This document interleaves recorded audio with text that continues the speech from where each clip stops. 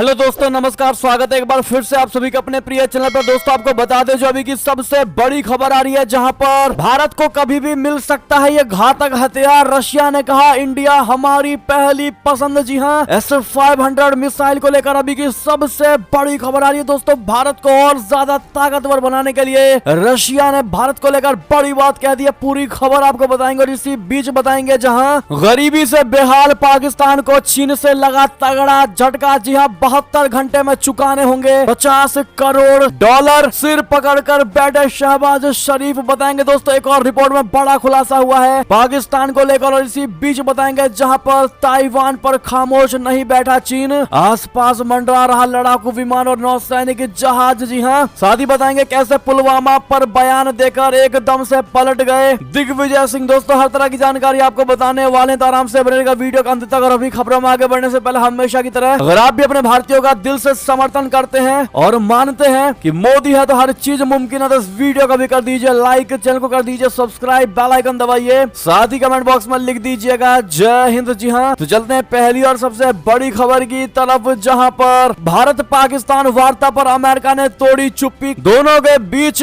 शांति सुलझाने को लेकर दोस्तों बड़ी बात कही आपको बता दें, अमेरिका ने भारत पाकिस्तान वार्ता पर लंबे समय बाद अपनी चुप्पी तोड़ी है। कुछ दिनों पहले पाकिस्तानी प्रधानमंत्री शहबाज शरीफ ने भारत के साथ बातचीत का अनुरोध किया था, हालांकि सेना के दबाव के बाद वो अपने बयान से पलट गए थे। ऐसे में अमेरिका ने अब दोनों देशों की बातचीत को लेकर अपना पक्ष रखा है। अमेरिका ने कहा है कि भारत पाकिस्तान के बीच किसी वार्ता की गति, दायरे और उसके स्वरूप पर निर्णय लेना दोनों देशों का मामला है। अमेरिका ने कहा कि वॉशिंगटन ने हमेशा दोनों पड़ोसी देशों के बीच वार्ता का समर्थन किया है ताकि दक्षिण एशिया में शांति सुनिश्चित हो सके। अमेरिकी विदेश विभाग के प्रवक्ता नेड प्राइस ने सोमवार को कहा कि हालांकि अमेरिका दक्षिण एशिया में क्षेत्रीय स्थिरता देखना चाहता है, लेकिन पाकिस्तान और भारत के साथ उसके संबंध स्वतंत्र हैं। प्राइस पाकिस्तानी पत्रकारों के उन सवालों का जवाब दे रहे थे जिसमें उनसे पाकिस्तानी प्रधानमंत्री शहबाज शरीफ की उस हालिया टिप्पणी के बारे में पूछा गया था जिसमें भारत से शांति वार्ता का अनुरोध किया गया था। जी हाँ दोस्तों, प्राइस ने कहा कि हमने लंबे समय से दक्षिण एशिया में क्षेत्रीय स्थिरता की अपील की है, हम इसे और बढ़ाना चाहते हैं। जब हमारी भागीदारी की बात आती है तो हमारी पाकिस्तान और भारत दोनों के साथ भागीदारी है, लेकिन ये संबंध हमारे खुद के बूते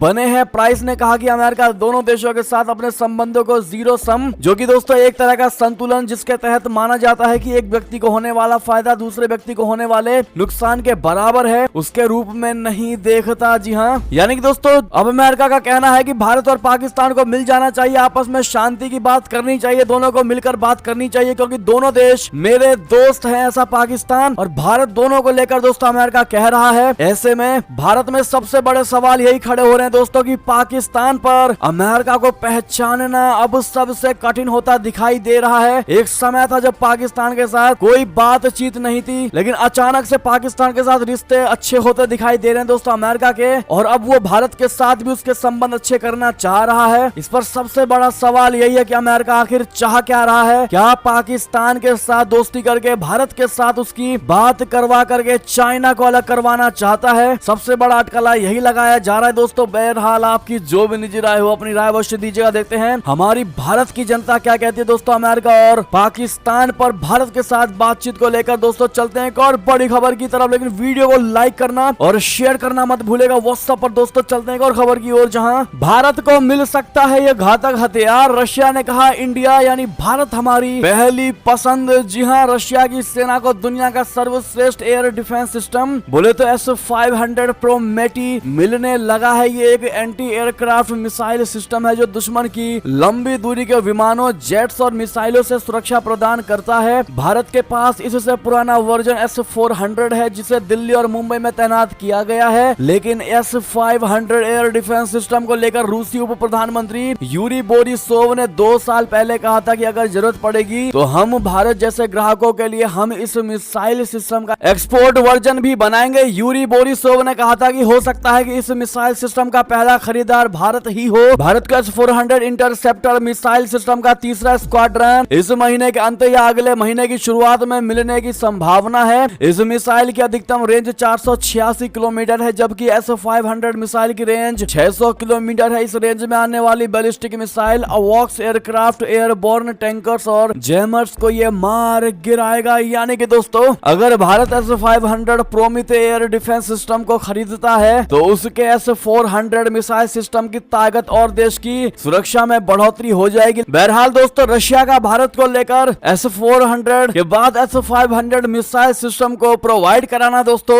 बहुत बड़ी बात है और भारत को सबसे पहला खरीदार भी बताया जा रहा है इस मिसाइल का। और कह रहा है कि अगर हमने S-500 को एक्सपोर्ट किया तो सबसे पहला देश भारत ही होगा। इसके लिए दोस्तों रशिया को थैंक यू कहना मत भूलिएगा। और अगर वाकई में S-500 भारत को मिलता है तो चाइना और पाकिस्तान की तो खैर नहीं बात करें। एक और खबर की, जहां पर गरीबी से बेहाल पाकिस्तान को चीन से लगा तगड़ा झटका। 72 घंटे में चुकाने होंगे 50 करोड़ डॉलर, सिर पकड़ कर बैठे शहबाज शरीफ। जी हां, पाकिस्तान के एक अखबार ने सूत्रों के हवाले से बहुत बड़ी जानकारी दी है कि अगले 72 घंटे में पाकिस्तान को 50 करोड़ डॉलर का कर्ज चुकाना है। यह कर्ज उनके करीबी मित्र चीन के एक वाणिज्यिक बैंक को चुकाया जाएगा। इस वजह से विदेशी मुद्रा भंडार 4 अरब डॉलर से नीचे चला जाएगा। इसके साथ ही अभी तक किसी नई मदद की जानकारी नहीं मिली है। वित्त मंत्रालय के सूत्रों के हवाले से बताया गया है कि चीन के एक कमर्शियल बैंक को 30 करोड़ डॉलर का कर्ज चुकाना है। चीनी बैंक का कर्ज चुकाने के बाद इस सप्ताह के अंत तक देश का विदेशी मुद्रा भंडार 3.5 अरब डॉलर तक पहुंच जाएगा। स्टेट बैंक ऑफ पाकिस्तान की तरफ से कहा गया है कि अगले 5 दिनों में पाकिस्तान को 3 अरब डॉलर का विदेशी कर्ज चुकाना है। इसमें चीन का एक बहुत बड़ा हिस्सा भी शामिल है। हालांकि सेंट्रल बैंक के गवर्नर जमील अहमद द्वारा दिया गया बयान भी कुछ आशा का स्रोत है। अहमद ने बताया कि 15 अरब डॉलर का कर्ज वित्त वर्ष की पहली तिमाही में चुका दिया जाएगा। इससे फिलहाल देश गरीबी से बचा हुआ है। अब देश को 3 अरब डॉलर का विदेशी कर्ज चुकाना है। इस वित्तीय वर्ष के शेष समय में भी ये लक्ष्य हासिल कर लिया जाएगा, लेकिन पाकिस्तान के लिए अगले 72 घंटे बेहद अहम है। जी हाँ दोस्तों, आपको बता दें, इसी से जुड़ी एक और बड़ी खबर है, जहां पर पाकिस्तान दिवालिया होने की कगार पर, खजाना खाली, विश्व बैंक की मदद भी लटकी। रिपोर्ट में कई राज खुले। दरअसल पाकिस्तान की आर्थिक स्थिति इतनी खस्ता हाल है कि अब देश दिवालिया होने की कगार पर है। द एक्सप्रेस ट्रिब्यून की रिपोर्ट के मुताबिक 8500 से अधिक कंटेनर्स पाकिस्तान के बंदरगाहों पर रुके हुए हैं। पेमेंट न मिलने के चलते शिपिंग कंपनियां अपनी सर्विस बंद करने की चेतावनी दे रही है। अब यह आशंका अपने चरम पर पहुंच चुकी है कि पाकिस्तान दिवालिया होने को है। एक्सपर्ट भी देश के आर्थिक संकट को देखते हुए लगातार आगाह कर रहे हैं। पड़ोसी देश में धन की भारी कमी है, साथ ही पाकिस्तानी लोग महंगाई की तगड़ी मार झेल रहे हैं। इतना ही नहीं, देश का खजाना भी तकरीबन खाली हो चुका है। शिपिंग एजेंटों ने नकदी की तंगी से जूझ रहे पाकिस्तान को चेतावनी दी है कि विदेशी शिपिंग कंपनियां उसके लिए अपनी सर्विस बंद करने पर विचार कर रही हैं। ऐसी स्थिति में देश के सभी निर्यात ठप हो सकते हैं। इन कंपनियों ने कहा कि बैंकों ने डॉलर की कमी के चलते उन्हें माल ढुलाई शुल्क देना बंद कर दिया है। जी हाँ दोस्तों, ये दूसरा बड़ा खुलासा हमने आपको बताया। इस पर आपकी जो भी निजी राय हो दोस्तों बताइएगा जरूर। ऐसे में दोस्तों आपसे सबसे बड़ा सवाल यही है, जो हमारे खबर को डेली देखते हैं दोस्तों, उनके लिए कि आखिर सबसे बड़ा कारण क्या है कि आज पाकिस्तान दिवालिया होने की कगार पर पहुंच चुका है। दोस्तों एक सबसे बड़ा कारण और पहला कारण आप लोग क्या मानते हैं, कमेंट में लिखकर जरूर बताइएगा। देखते हैं क्या कहती है हमारी भारत की प्यारी जनता। साथ ही साथ दोस्तों बात करते हैं एक और बड़ी खबर की, जहां ताइवान पर खामोश नहीं बैठा चीन। आसपास ही मंडरा रहे लड़ाकू विमान और नौसैनिक जहाज। बता दें, ताइवान को लेकर चीन शांत नहीं बैठा है। उसकी हालिया गतिविधियां इस ओर इशारा कर रही है कि चीन किसी बड़े एक्शन प्लान की तैयारी कर रहा है। ताइवान के राष्ट्रीय रक्षा मंत्रालय के अनुसार सोमवार को ताइवान के क्षेत्र में कम से कम 9 चीनी सैन्य विमानों और 4 नौसैनिक जहाजों का पता चला है। ताइवान के राष्ट्रीय रक्षा मंत्रालय ने आधिकारिक बयान साझा करके ट्विटर पर बताया कि पीपुल्स लिबरेशन आर्मी यानी PLA के 9 विमान और उसकी नेवी बोले तो प्लान के 5 जहाजों को कल सुबह 6 बजकर UTC यानी वहां के समय के अनुसार ताइवान के आसपास पाया गया। ROC सशस्त्र बलों ने स्थिति की निगरानी की है। इन गतिविधियों को जवाब देने के लिए कैप विमान, नौसेना के जहाजों और भूमि आधारित मिसाइल सिस्टम को अलर्ट कर दिया गया है। जी हाँ, इससे पहले ताइवान ने रविवार को की सुबह कहा कि कुल 10 चीनी सैन्य विमान और 4 नौसैनिक जहाजों को उसके क्षेत्रों में पाया गया है। इसके साथ ही ताइवानी क्षेत्र में चीनी युद्धक जहाजों की कुल संख्या 19 तक पहुंच गई है। इसके अलावा 8 नौसैनिक जहाज भी ताइवानी क्षेत्र में मंडरा रहे हैं। हालांकि ताइवानी रक्षा मंत्रालय ने यह नहीं बताया कि चीन के युद्धक विमान किस एरिया में पाए गए हैं। बात करते हैं एक और बड़ी खबर की दोस्तों, जहां चीन के लड़ाकू ड्रोन की दुनिया के कई देशों में बढ़ गई मांग, जिसके बाद सदमे में दिखा अमेरिका। बता दें, यमन में सऊदी के नेतृत्व वाले गठबंधन ने पिछले 8 वर्षों में 8000 से अधिक यमन नागरिकों को मारने के लिए चीनी ड्रोन का इस्तेमाल किया है। इराकी सेना का दावा है कि उसने 100% सफलता दर के साथ चीनी ड्रोन की मदद से ISIS के खिलाफ 260 से अधिक हवाई हमले किए हैं। चीनी ड्रोन से लैस म्यांमार की सेना ने भी 2 साल साल पहले सत्ता पर कब्जा करने के विरोध में नागरिकों और जातीय समूहों पर सैकड़ों हवाई हमले किए, तो वहीं इथियोपिया में प्रधानमंत्री अबी अहमद ने 2021 में चीनी ड्रोन की मदद से एक विद्रोह को खत्म किया था। चीनी लड़ाकू ड्रोन के अन्य खरीदारों में मोरक्को, मिस्र, अल्जीरिया, संयुक्त अरब अमीरात, पाकिस्तान और सर्बिया शामिल है। उनके खरीदे हुए ड्रोन खुफिया जानकारी जुटाने के साथ साथ हवा से सतह पर मार करने वाली मिसाइल भी दाग सकते हैं। ऐसे में अमेरिका की हालत खराब हो चुकी है दोस्तों, क्योंकि अमेरिका अभी भी निहत्थे निगरानी ड्रोन के निर्यात में सबसे आगे है। अमेरिका के पास ड्रोन की एक विस्तृत श्रृंखला है, उसके बावजूद भी अमेरिका की मांग इतनी नहीं बढ़ी है जितनी चाइना की बढ़ी है। ऐसे में अमेरिका गहरी चिंता में चला गया है। चलते हैं और खबर की तरफ, जहां पर ऐतिहासिक दौरे पर भारत पहुंचे अल सीसी। गणतंत्र दिवस परेड में पहली बार इस मुस्लिम देश के राष्ट्रपति होंगे चीफ गेस्ट। बता दें, मिस्र के राष्ट्रपति अब्देल फतेह अल सीसी मंगलवार को नई दिल्ली पहुंचे, जहां हवाई अड्डे पर उनका गर्मजोशी से स्वागत किया गया। ये वो 74वें गणतंत्र दिवस परेड में मुख्य अतिथि होंगे। 24 से 27 जनवरी की आधिकारिक यात्रा पर उनके साथ 5 मंत्री और वरिष्ठ अधिकारियों सहित एक उच्च स्तरीय प्रतिनिधिमंडल भी आया है। जब वो नई दिल्ली पहुंचे तो पारंपरिक लोक नृत्य के साथ उनका स्वागत किया गया। गौरतलब है कि ये पहली बार है जब मिस्र के राष्ट्रपति को गणतंत्र दिवस पर मुख्य अतिथि के रूप में आमंत्रित किया गया है। मिस्र के राष्ट्रपति अब्देल फतेह अल सीसी का ये भारत दौरा अपने आप में ऐतिहासिक है। भारत और मिस्र इस वर्ष राजनयिक संबंधों की स्थापना के 75 वर्ष मना रहे हैं। भारत ने अपनी G20 अध्यक्षता के दौरान मिस्र को अतिथि देश के रूप में भी आमंत्रित किया है। जी हाँ, बता दें कि अल सीसी को मिस्र में सबसे प्रभावशाली नेता माना जाता है। कहा जाता है कि उथल पुथल के बीच अल सीसी ही वो नेता है जिन्होंने मिस्र में राजनीतिक स्थिरता पैदा की। जी हाँ, अब ऐसे में दोस्तों इनको मोस्ट वेलकम टू इंडिया कहना बिल्कुल मत भूलिएगा। चलते हैं एक और खबर की तरफ, जहां पर तो क्या पाकिस्तान के विदेश मंत्री और चीफ जस्टिस भारत आएंगे एससीओ समिट में हिस्सा लेने के लिए न्योता। ये देश भी अब होने वाले हैं इसमें शामिल। बता दें, पाकिस्तान मौजूदा वक्त में गंभीर आर्थिक संकट के दौर से गुजर रहा है, आप सभी जानते हैं दोस्तों। और इसी बीच जो बड़ी खबर आ रही है, जहां भारत ने पाकिस्तान के चीफ जस्टिस उमर अता बंदियाल और विदेश मंत्री बिलावल भुट्टो जरदारी को एससीओ समिट में शामिल होने के लिए न्योता दिया है। भारत ने पाकिस्तान के चीफ जस्टिस उमर अता बंदियाल के साथ साथ विदेश मंत्री बिलावल भुट्टो जरदारी को संघाई सहयोग संगठन बोले तो एससीओ समिट की बैठकों में शामिल होने के लिए न्योता दिया है। दोस्तों, संघाई सहयोग संगठन यानी एससीओ के अध्यक्ष के रूप में भारत कई कार्यक्रमों की मेजबानी करने के लिए तैयार है, जिसमें सदस्य राष्ट्रों के चीफ जस्टिस का एक सम्मेलन, विदेश मंत्रियों की बैठक भी शामिल है। इस समिट में रशिया और चीन के प्रतिनिधि भी हिस्सा लेंगे। द एक्सप्रेस ट्रिब्यून ने बताया है कि भारत मौजूदा वक्त में एससीओ की अध्यक्षता कर रहा है, जिसमें भारत, चीन, रशिया, पाकिस्तान, ईरान और मध्य एशियाई देश शामिल है। जी हाँ दोस्तों, एससीओ के अध्यक्ष के रूप में नई दिल्ली कई कार्यक्रमों की मेजबानी करने के लिए तैयार है, जिसमें सदस्य देशों के चीफ जस्टिस का एक सम्मेलन, विदेश मंत्रियों की बैठक और 2023 में एक शिखर सम्मेलन शामिल है। एससीओ के मुख्य न्यायाधीशों की बैठक मार्च में होनी है, जबकि विदेश मंत्रियों की बैठक मई में होगी। ऐसे में क्या लगता है दोस्तों, क्या वाकई में भारत ने इसको न्योता दिया होगा? अगर वाकई ऐसा है तो क्या बिलावल भुट्टो भारत आएगा? क्या आना चाहिए? अपनी राय अवश्य दीजिएगा आप लोग। दोस्तों, चलते हैं और खबर की तरफ, जहां पर माइक पोम्पियो ने अपनी किताब में कहा सुषमा अहम नहीं थी लेकिन जयशंकर से फौरन दोस्ती हो गई। जी हाँ, अमेरिका के पूर्व विदेश मंत्री माइक पोम्पियो ने कहा है कि उन्होंने अपनी भारतीय समकक्ष सुषमा स्वराज को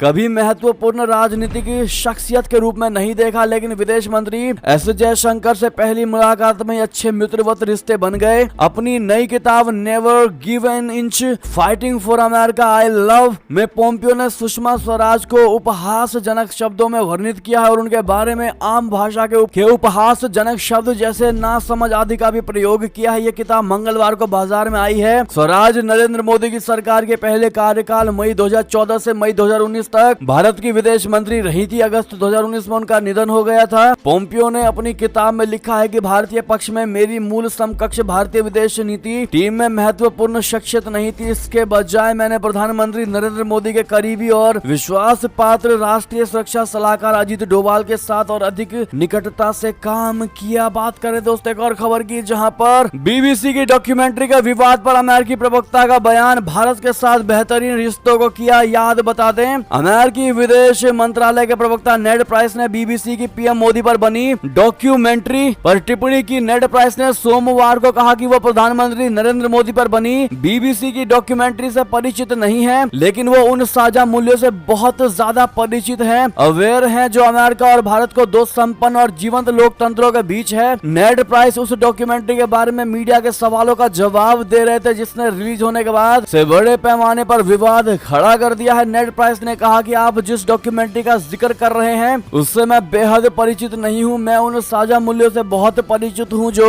संयुक्त राज्य अमेरिका और भारत को दो संपन्न जीवंत लोकतंत्रों के रूप में स्थापित करते हैं। जब हमारे पास भारत में की जाने वाली कार्यवाहियों के बारे में चिंता है तो हमने आज आवाज उठाई है कि हमें ऐसा करने का अवसर मिला है। प्राइस ने कहा कि कई तत्व भारत के साथ अमेरिका की वैश्विक रणनीतिक साझेदारी को मजबूत करते हैं, जिसमें राजनीतिक, आर्थिक और असाधारण रूप से गहरे लोगों के बीच संबंध शामिल हैं। भारत के लोकतंत्र को एक जीवंत बताते हुए नेड प्राइस ने कहा, हम हर उस चीज को देखते हैं जो हमें एक साथ बांधती है, बॉन्डिंग हमारी बढ़ाती है। हम उन सभी तत्वों को मजबूत करना चाहते हैं जो हमें एक साथ बांधते हैं। यानी कि दोस्तों कल अमेरिका ने जमकर भारत की खुलकर समर्थन किया है दोस्तों, और बीबीसी को उस डॉक्यूमेंट्री पर लताड़ लगाते हुए बीबीसी को समझा दिया है कि भारत कितना ज्यादा लोकतांत्रिक देश है और भारत कभी भी उस नेचर का रहा ही नहीं जैसा बीबीसी की डॉक्यूमेंट्री में दिखाया गया है। बहरहाल दोस्तों आप लोग क्या जवाब देना चाहेंगे बीबीसी की उस डॉक्यूमेंट्री पर जिसमें प्रधानमंत्री नरेंद्र मोदी जी के खिलाफ गलत चीजों को पेश किया गया है। चलते हैं एक और बड़ी खबर की तरफ, जहां पर जेसिंडा ने बतौर न्यूजीलैंड पीएम आखिरी बार जनता के सामने दिया भाषण, कहा आपका भविष्य अब सुरक्षित हाथों में। जी हाँ, जेसिंडा आर्डन न्यूजीलैंड के प्रधानमंत्री के तौर पर मंगलवार को आखिरी बार सार्वजनिक रूप से सामने आई और कहा कि वो सबसे ज्यादा लोगों को याद करेंगी क्योंकि वे उनके लिए नौकरी में खुश रहने की वजह थे। अर्डन ने बृहस्पतिवार को देश को हैरत में डालते हुए घोषणा की थी कि वो अपना पद छोड़ने जा रही हैं। लेबर पार्टी के सांसदों ने प्रधानमंत्री का पदभार संभालने के लिए क्रिस हिपकिंस के पक्ष में रविवार को सर्वसम्मति से मतदान किया और वो बुधवार को शपथ ग्रहण करेंगे। प्रधानमंत्री के रूप में आखिरी काम के तौर पर अर्डन रातना मैदान में आयोजित एक समारोह में हिपकिंस तथा अन्य सांसदों के साथ शामिल हुई। जी हाँ, आपको बता दें उन्होंने कहा, मैंने कभी ये नौकरी अकेले नहीं की, मैंने न्यूजीलैंड के शानदार सेवकों के साथ ये किया और मैं ये जानते हुए नौकरी छोड़ रही हूँ कि आपका भविष्य सुरक्षित हाथों में है। चलते हैं एक और बड़ी खबर की तरफ दोस्तों, जहां पर जो बाइडेन के लिए खड़ी हुई मुश्किलें, घर से मिले व्हाइट हाउस के सीक्रेट दस्तावेज। जी हाँ, अमेरिकी राष्ट्रपति जो बाइडेन के घर से गुप्त दस्तावेजों के मिलने से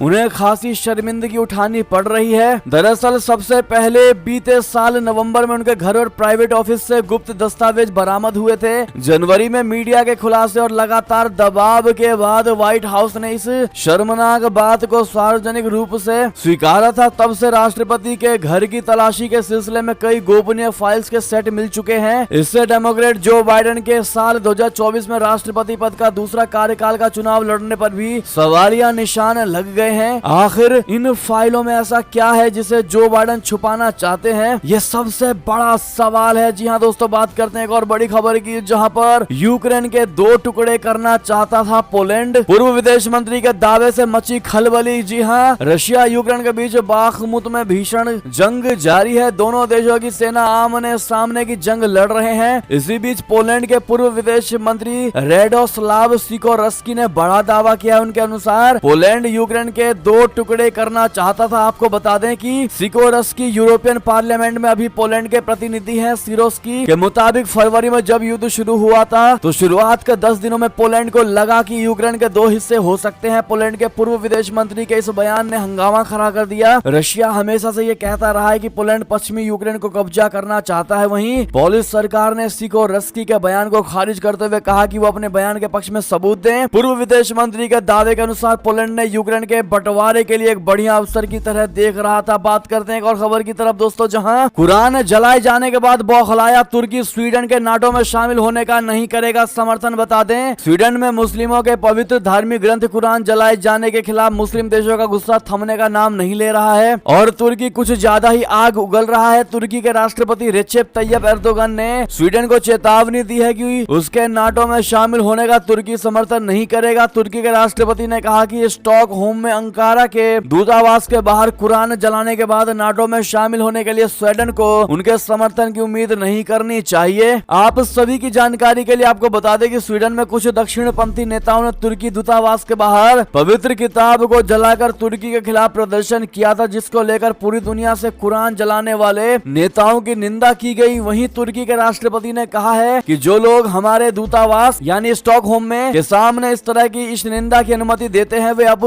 अपनी नाटो सदस्यता के लिए हमारे समर्थन समर्थन की उम्मीद ना करें। आपको बता दें कि स्टॉकहोम में हुई इस घटना को लेकर तुर्की के राष्ट्रपति की ये पहली आधिकारिक प्रतिक्रिया है, जबकि स्टॉकहोम में किए गए प्रदर्शन की इजाजत स्वीडन की पुलिस ने दी थी। चलते हैं एक और बड़ी खबर की तरफ, जहां पर पुलवामा पर बयान देकर अकेले पड़े दिग्विजय सिंह तो अब सफाई में बोले, सवाल सेना पर नहीं बल्कि संदेह तो सरकार पर है। जी हां दोस्तों, कांग्रेसी नेता दिग्विजय सिंह ने सर्जिकल स्ट्राइक वाले बयान पर सफाई दी है। उन्होंने पूर्व सैन्य अधिकारी प्रवीण डावर के ट्वीट पर जवाब देते हुए कहा कि हमारे सशस्त्र बलों पर कोई सवाल नहीं उठा रहा है। इस सरकार की कई हरकतें संदेह खड़े करने वाली हैं। कई सवाल ऐसे हैं जिनके जवाब सरकार ने नहीं दिए हैं। पूर्व सैन्य अधिकारी प्रवीण डावर के ट्वीट को दिए जवाब में दिग्विजय सिंह ने कहा कि पठानकोट जैसी घटनाएं हुई हैं जहां आईएसआईएस को जांच के लिए बुलाया गया था। पुलवामा अटैक, गलवान की घटना ने इस सरकार पर कई संदेह खड़े किए हैं। रक्षा अधिकारियों से मेरे सवाल पूछने का कोई प्रश्न ही नहीं रह जाता। मेरे सवाल मोदी सरकार से है। मैं सैन्य अधिकारियों का सम्मान करता हूं। मेरी 2 बहनों की शादी नेवी अधिकारियों से हुई है। जी हां दोस्तों, ऐसे में अपने ही बयान पर पलटते दिखाई दिए हैं दोस्तों दिग्विजय सिंह, और अब कह रहे हैं कि वो सेना पर सवाल नहीं उठा रहे थे, वो सवाल तो और संदेह तो सरकार पर है उनको। ऐसे में दोस्तों दिग्विजय के पलटते हुए बयान को लेकर आपकी जो भी निजी राय हो कमेंट में लिखकर अवश्य बताइएगा। चलते हैं एक और खबर की तरफ, जहां धीरेन्द्र शास्त्री को जान से मारने की धमकी पर बोले बीजेपी के सांसद, कहा छू भी अगर लिया तो देखना देश में क्या होगा। जी हां, भारतीय जनता पार्टी के सांसद सुब्रत पाठक ने स्वामी प्रसाद मौर्य के रामचरितमानस पर दिए बयान को लेकर निशाना साधा है। उन्होंने कहा कि स्वामी प्रसाद मौर्य जब भाजपा में थे तब वो रामचरितमानस का पाठ करते थे। अब रामद्रोही समाजवादी पार्टी एसपी में गए हैं तो उनको एक वोट बैंक को साधना है। जब अखिलेश यादव मंदिर जाएंगे तो उनको दूसरा वोट बैंक साधना है। दरअसल सपा एमएलसी स्वामी प्रसाद मौर्य ने रामचरितमानस की कुछ चौपाइयों को हटाने की मांग की थी। उन्होंने कहा कि इन चौपाइयों में कुछ जातियों का जिक्र हुआ है जिससे उन लाखों लोगों की भावनाएं आहत होती हैं, जिसके बाद उनके इस बयान पर बवाल मचा हुआ है। बीजेपी समेत तमाम हिंदू संगठनों और साधु संतों ने मौर्य के इस बयान का विरोध किया है। तो वहीं धीरेन्द्र शास्त्री को जान से मारने की धमकी पर भी उन्होंने कहा कि जिस दिन कोई उनको छू भी लेगा तो देश में फिर क्या होगा वो देखने वाला होगा। बहरहाल दोस्तों, स्वामी प्रसाद मौर्य के इस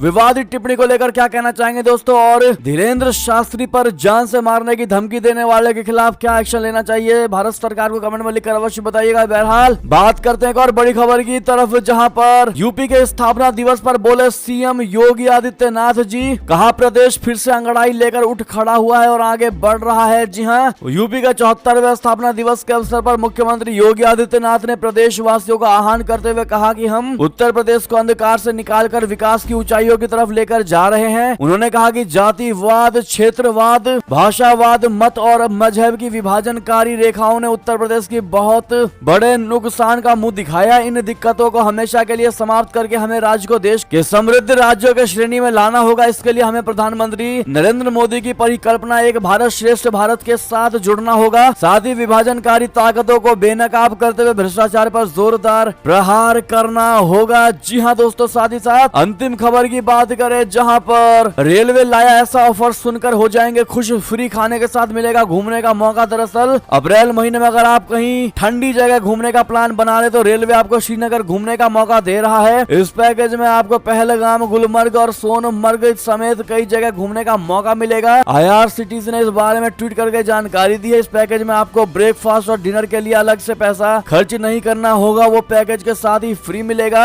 बाकी उसकी सारी डिटेल्स हमने स्क्रीन पर दे दिया है दोस्तों, आप देख पा रहे होंगे कितना होगा किराया, कितना होगा बच्चों का किराया, किस दिन कहां से करना होगा सफर, सारी जानकारी हमने दे दी है। बहरहाल दोस्तों, ये थी अब तक की सारी बड़ी खबरें। आपको हमारी खबर कैसी लगी, आशा करता हूँ बहुत अच्छी लगी होगी। अगर थोड़ी भी अच्छी लगी है तो इस वीडियो का भी अपने भाई बंधुओं में व्हाट्सएप, फेसबुक, ट्विटर के जरिए पूरे भारत में शेयर करना बिल्कुल मत भूलिएगा। और अभी कर दीजिए इस वीडियो को लाइक, चैनल को कर दीजिए सब्सक्राइब, बेल आइकन दबाइए, साथ ही कमेंट बॉक्स में लिख दीजिएगा जय हिंद जय भारत। तो मिलते हैं आपसे अगली बड़ी खबर में, तब तक आप सभी का बहुत बहुत धन्यवाद। जय हिंद जय भारत।